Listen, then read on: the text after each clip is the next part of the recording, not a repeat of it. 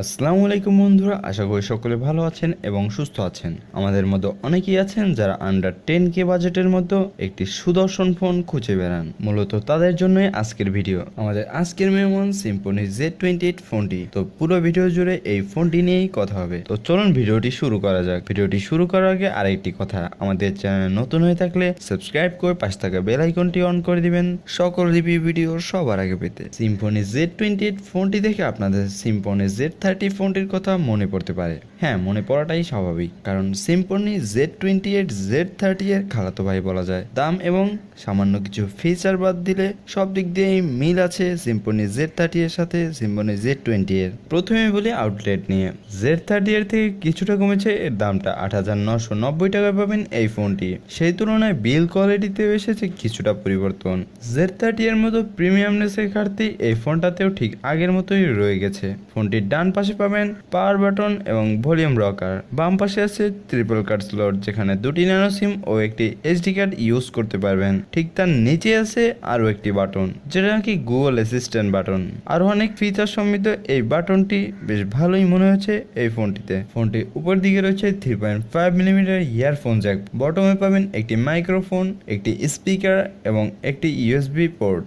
Speaker quality তেমন একটা ভালো না, হাই ভলিউমে গ্যাস স্পেস এটা শোনাটাই স্বাভাবিক, কারণ বাজেট ডিভাইস। ফোনটির ব্যাক সাইডে পাবেন রেয়ারমান ফিঙ্গারপ্রিন্ট সেন্সর, যেটা স্পিড অতটা ফাস্ট বলে মনে হয়নি, তবে চলার মতো।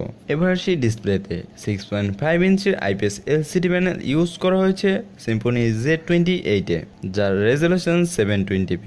ডিরেক্ট সানলাইটে গেলে ফুল ব্রাইটনেস ছাড়া চালাতে পারবেন না ফোনটি। চিন এবং বেজেল এরিয়া অভিযোগ করার মতো না, বাজেট অনুযায়ী ঠিকঠাক, তবে আরেকটু চিকন হলে ব্যাপারটা বেশ জমতো। উপরে দিকে ক্যামেরা নসের সাথে থাকছে প্রয়োজনীয় সেন্সরের সাথে সাথে একটি নোটিফিকেশন লাইট। তো সব মিলিয়ে ড্রপ নচ ডিসপ্লেটা বেশ জোস এই বাজেটে। আন্ডার দ্য হুড এতে থাকছে মিডিয়াটেক হেলিও A25 চিপসেট, যেটি 1.8 GHz এর একটি অক্টাকোর প্রসেসর। সাথে জিপিইউ হিসেবে থাকছে পাওয়ার ভিআর GE8320। এন্ট্রি লেভেলের চিপসেট হয়, এটা থেকে বেশি কিছু আশা করা যাবে না, তবে লাইট গেমসগুলো বেশ ভালোই প্লে করা যাচ্ছিল। ফ্রি ফায়ার এবং কল অফ ডিউটিও বেশ ভালোই প্লে করা যাচ্ছিল, কিন্তু হাই গ্রাফিক্সে খেলতে গেলে ফোন পাগলা গাড়িতে নিয়ে যেতে হবে এখনই। তবে সিম্ফনি Z28 এর একটা বিষয় দেখে আমি সত্যি অবাক, মোটেও হিটিং ইস্যু নেই বললেই চলে এই ফোনটিতে। সিম্ফনি Z28 ফোনটিতে ব্যবহার করা হয়েছে 4000 mAh এর বিশাল ব্যাটারি। বক্সের সাথে দেওয়া 10 ওয়াটের চার্জার দিয়ে